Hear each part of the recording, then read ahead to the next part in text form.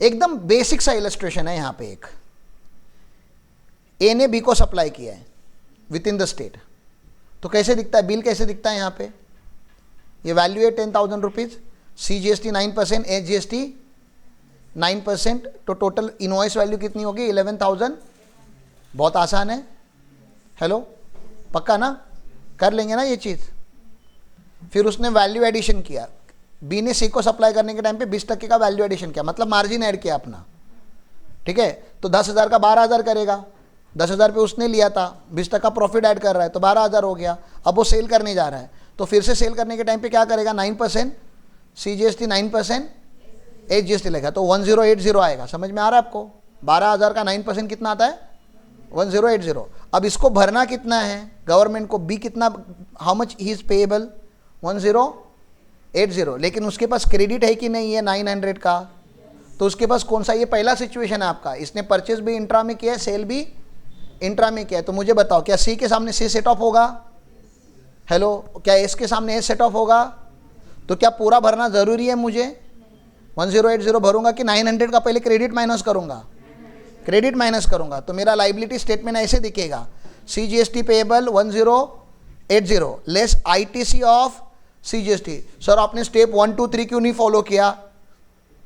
आय का क्रेडिट है क्या? है नहीं ना, तो डायरेक्टली कौन सा स्टेप आ गया, 4 आ गया ना। सी के सामने क्या माइनस हो रहा है, सी, फिर सी के सामने आय होगा, लेकिन आय का तो लाइबिलिटी आया ही नहीं। अब स्टेप नंबर 6 क्या होगा, फिर एस के सामने एस। समझ में आ रहा है आपको मैं क्या बता रहा हूँ? तो ये 1080 900 चला गया, तो मुझे 180 पे करना पड़ा। 180 निकालने का और एक तरीका था, 2000 का ही वैल्यू एडिशन ऐड किया ना आपने, 2000 का 9% निकालोगे तो क्या आ जाएगा 180, क्योंकि GST is the value added tax. Clear है? सेंट्रल गवर्नमेंट को कितना मिला पैसा, पहले वाले सप्लायर ने 900 रुपया दिया था और दूसरे वाले ने 180, मतलब सेंट्रल गवर्नमेंट को कितना मिला 1080, स्टेट गवर्नमेंट को भी कितना मिला 10, लेकिन दो अलग अलग लोगों ने दिया, इसलिए GST is a multi state और multi levy, multi point levy. समझ में आ रहा है? मल्टी पॉइंट लेवी कल पढ़ाया था मैंने। कंज्यूमर ने एक्चुअली पैसा कितना दिया था 10, और दोनों स्टेट के पास, दोनों गवर्नमेंट के पास अपना अपना 1080 पहुंच गया है, लेकिन अलग अलग हाथों से गया है। कुछ 900 रुपया ए ने दिया था और 180 बी ने दिया था। क्लियर है? तो ऐसा उन्होंने बताया। इंटरस्टेट सप्लाई है यहाँ पे, अभी इंटरस्टेट सप्लाई में कैसे होगा बताइए। 10,000 का उसने इनपुट परचेस किया, पहला सप्लाई 10,000 का हुआ, तो इसका इनपुट है वो, तो इसको 900 का क्या मिला होगा, क्रेडिट। इनपुट इंट्रा है, सप्लाई इंटर करने वाला है, सप्लाई इंटर करेगा तो 20% ऐड करके करने वाला है। यहाँ पे देखो, ये स्टेट 1 से स्टेट 2 में जा रहा है, मतलब महाराष्ट्र गुजरात पकड़ लो, ठीक है। तो उसमें वैल्यू एडिशन 20% कर रहा है, तो 10,000 का 20% ऐड करेंगे तो कितना हो जाएगा 12,000। अब क्योंकि ये एक स्टेट से दूसरे स्टेट में जा रहा है, तो क्या लगाओगे, लाइबिलिटी किसकी बनेगी, IGST की बनेगी ना। लाइबिलिटी किसकी बनेगी, IGST की बनेगी। तो सवाल क्या उठेगा, आपके पास क्रेडिट किसका है, CGST और HGST का है। तो सवाल क्या है आपके मन में, क्या C I के सामने सेट ऑफ होता है, क्या S I के सामने सेट ऑफ होता है, होता है। तो इसका लाइबिलिटी कितना आया, इसका लाइबिलिटी 2160 आया, डायरेक्टली 18% IGST लगाया। ये बिल दिख रहा है इसका, ये बिल है, ये आउटपुट लाइबिलिटी है। अब इसकी लाइबिलिटी स्टेटमेंट देखो कैसा दिख रहा है, इसका 2160, इसको भरना था, लेकिन इसके पास क्रेडिट किसका था, C का और S का। तो I के सामने C और S दोनों सेट ऑफ होते हैं, और उसके बाद उसको कितना भरना पड़ रहा है 360, ये इसने गवर्नमेंट को पे किया कैश लेजर के थ्रू। क्लियर है? अब इसके पास क्रेडिट किसका आया, IGST का। कितना क्रेडिट आया इसके, ये इसका इनवॉइस है ना, क्रेडिट यहाँ से पता चलता है, इनवॉइस में से पता चलता है। इसके पास क्रेडिट किसका है, IGST का। कितना 2160। इसने आगे सप्लाई अपने खुद के स्टेट में किया 20% ऐड करके, तो 12,000 का 20% ऐड करोगे तो कितना बनेगा 14,400। ये उसने अपने खुद के स्टेट में किया, मतलब इंट्रा स्टेट सप्लाई किया है। इंट्रा स्टेट सप्लाई किया तो लाइबिलिटी कौन सी जनरेट होगी, CGST और HGST। तो 1296 उसके स्टेट में लाइबिलिटी जनरेट हुई है।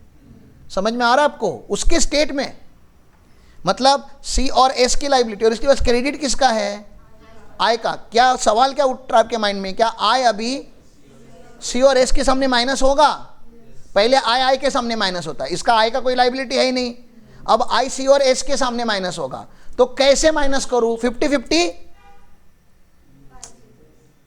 कैसे करना चाहिए? In any order and any proportion, आपके पास पूरा चॉइस है, इसका कोई स्टैंडर्ड आंसर नहीं है इस क्वेश्चन का। देयर इज नो, यहां पे सब लोग, सारे बच्चे अलग अलग आंसर देंगे, सारे आंसर राइट है। कोई बोलेगा खाली सी के सामने करो, कोई बोलेगा पहले एस के सामने करो पूरा, कोई बोलेगा 50-50 करो, आप कुछ भी बोल सकते हो और आपके सारे आंसर राइट है। ओके, तो इन्होंने क्या किया, इन्होंने बोला कि चलो सी के सामने पूरा का पूरा आईजीएसटी सेट अप करो, इनकी चॉइस थी ये, इन्होंने ले लिया, तो सी पूरा नहीं लो गया। तो जब 2160 में से 1296 चला गया तो कितना बचता है? 864 बचता है। तो उन्होंने बोला उतना एचजीएसटी के सामने यूज करो, बचा हुआ 432 भर दो गवर्नमेंट को, आप एज ए एचजीएसटी भरो। लेकिन यही राइट आंसर है, इसका कोई मतलब यही आंसर हो सकता, हाँ ये लॉजिकल आंसर है, ये ऐसा होना चाहिए था, लेकिन यही राइट है ऐसा नहीं। आप उल्टा भी कर सकते थे, आप पूरा का पूरा यहाँ पे यूज कर सकते थे और आप सीजीएसटी पे करते, अमाउंट वही आता आपका, लाइबिलिटी चेंज नहीं होता, लेकिन आपने कौन सा लाइबिलिटी भरा उसके ऊपर मैटर करता है। और किसी का यहाँ पे लॉस नहीं होता, ये गवर्नमेंट जो आईजीएसटी सेटअप करता है ना, वो एक दूसरे को पास ऑन करता है, बैकएंड पे जीएसटी पास ऑन होता है। यहाँ पे देखो नीचे उन्होंने टेबल बना के दिया होगा, हर गवर्नमेंट को अपना अपना माल मिल गया। 1296 गवर्नमेंट 1 ने क्या किया था, सेंट्रल पहला जब सप्लाई हुआ था तो 900 सेंट्रल गवर्नमेंट को मिला था, 900 स्टेट 1 को मिला था। कंजम्पशन स्टेट 1 में हुआ ही नहीं है, इतना क्लियर है, क्योंकि स्टेट 1 से माल सप्लाई हुआ स्टेट 2 में। तो जब स्टेट 1 से स्टेट 2 में माल सप्लाई हुआ तो अलग से 360 भरा गया था, तभी आईजीएसटी भरा गया था। आईजीएसटी कौन से गवर्नमेंट को जाता है? सेंट्रल गवर्नमेंट को जाता है। गया सेंट्रल गवर्नमेंट के पास 360, अभी तक सेंट्रल गवर्नमेंट के पास कितना पैसा जमा हो गया? ये 900 और ये 360 ना, उतना गवर्नमेंट सेंट्रल गवर्नमेंट के पास जमा हो गया। और ये 900 किसके पास है अभी? स्टेट 1 के पास, महाराष्ट्र मान लेते हैं, महाराष्ट्र के पास है। महाराष्ट्र से माल गुजरात में गया हुआ है। अब जो गुजरात में जब यहाँ पे जब सेटअप हुआ, क्या सेटअप हुआ सर? एस का क्रेडिट आई के सामने सेटअप हुआ। एस का क्रेडिट कहाँ पे सेटअप हुआ? मतलब क्रेडिट स्टेट के पास था और लाइबिलिटी आई की थी। ये स्टेट 1 ने सेंट्रल गवर्नमेंट को 900 रुपया ट्रांसफर किया, वो गवर्नमेंट बैकएंड में ट्रांसफर करता है। तो इसका -900 हो गया और इसका +900 हो गया। अब बताओ सेंट्रल गवर्नमेंट के पास टोटल पैसे कितने आए? स्टेट 1 के पास भी कुछ नहीं है, इन दोनों के पास कुछ नहीं है ना। अभी इस लेवल पे आने के बाद सारे पैसे किसके पास आ गए? इसका टोटल करो ना, 900 + 360 कितना आ रहा है? 2160। समझ में आ रहा है? 2160 जितना लाइबिलिटी था। और ये कौन से फॉर्म में पड़ा है गवर्नमेंट के पास? आई के फॉर्म में,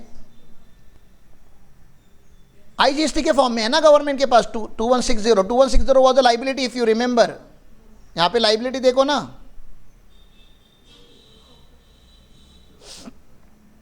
कितना आ रहा है ये लाइबिलिटी, और ये कौन से फॉर्म में आ रहा है? ये आईजीएसटी के फॉर्म में 2160 का लाइबिलिटी आया हुआ है। और ये पूरा का पूरा पैसा किसके पास पहुंच गया? अभी सेंट्रल गवर्नमेंट के पास पहुंच गया। समझ में आ रहा है? ये भी गवर्नमेंट का, आपको इतना सोचने की जरूरत नहीं है, आपकी सिलेबस का पार्ट नहीं है। खाली आपको बता रहा हूं कि आय का पैसा पूरा का पूरा किसके पास चला जाता है, लेकिन सेंट्रल खाता नहीं वो पैसा। सेंट्रल को 2 हिस्सों में बांटना है, 50 मेरा 50 स्टेट का। जीएसटी का नियम क्या है? आधा तेरा आधा मेरा, आधा स्टेट का आधा सेंट्रल का, क्योंकि दोनों गवर्नमेंट है ना। स्टेट हाईवे भी बननी चाहिए और सेंट्रल हाईवे भी, नेशनल हाईवे भी बननी चाहिए। स्टेट स्कूल भी है, नेशनल स्कूल भी है। स्टेट में पुलिस है, नेशनल का आर्मी है। स्टेट हॉस्पिटल है, सेंट्रल हॉस्पिटल है। मतलब दोनों गवर्नमेंट हमारे लिए काम करे तो दोनों गवर्नमेंट पैसे भी कमाएगी। ओके, अब क्या होने वाला है यहां पे सी के सामने पहले आई सेटअप हो गया, सी की लाइबिलिटी थी, आई सेटअप हो गया। और यहां पे देखो मोस्ट इंपॉर्टेंट, एस की लाइबिलिटी, मतलब इतना पैसा स्टेट के पास जाना था, 1296 स्टेट के पास जाना था, लेकिन गया नहीं। स्टेट के पास तो खाली 400 रुपया गया, 432, क्योंकि वहां पे आईटीसी सेटअप किया ना आपने 864 का, और आईजीएसटी यूटिलाइज किया। तो इतना पैसा कौन किसको देगा? इतना पैसा सेंट्रल गवर्नमेंट स्टेट गवर्नमेंट को देगी, जो स्टेट गवर्नमेंट 2 है, मतलब गुजरात है तो गुजरात को देगी। देखो यहां पे नीचे कैसे होता है, इतना पैसा 864 सेंट्रल गवर्नमेंट के यहां से माइनस हो गया और उस स्टेट गवर्नमेंट के पास गया जहां पे कंज्यूमर लोकेटेड था।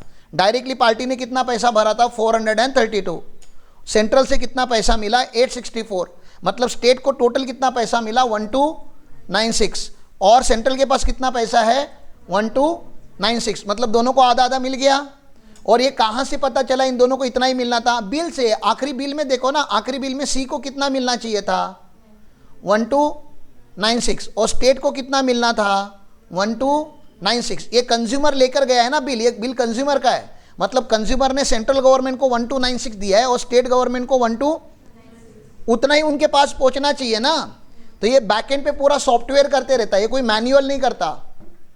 ये पूरा का पूरा हैंडल GSTN करके एक कंपनी है, goods and service tax network, इस अ सेक्शन 8 कंपनी, इस a third party, is not a government, obviously incorporated by the government.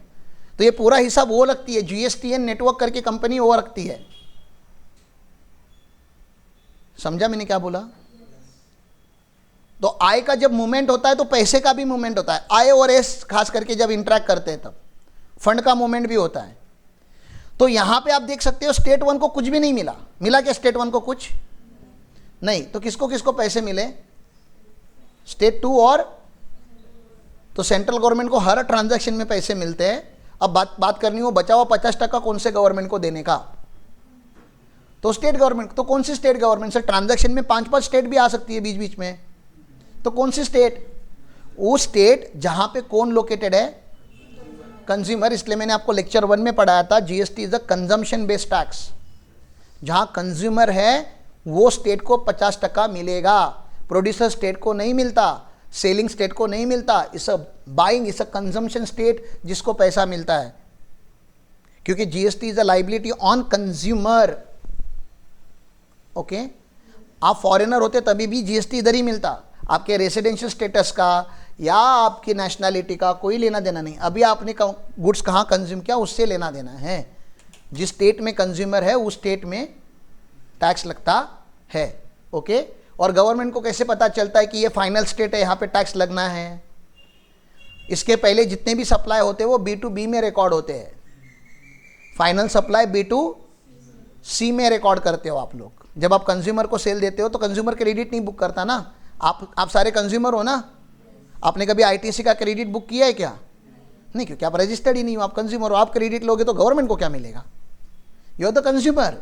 Consumer को क्या नहीं मिलता? ITC नहीं मिलता। यहाँ तक क्लियर है? तो इतना हमने बात किया। I guess here we should stop for the day. कोई डाउट है? एक जो जितने डिस्कशन किया उससे एज यूजुअल। हाँ पूछ। सप्लाई चेन ब्रेक हो जाता है, कंजम्पशन हो गया ना, B2C हो गया ना। अनरजिस्टर्ड मतलब B2C। जिसका रजिस्ट्रेशन नहीं है, जो कंपोजिशन डीलर है, उसको हम B2C में डालते हैं। ठीक है,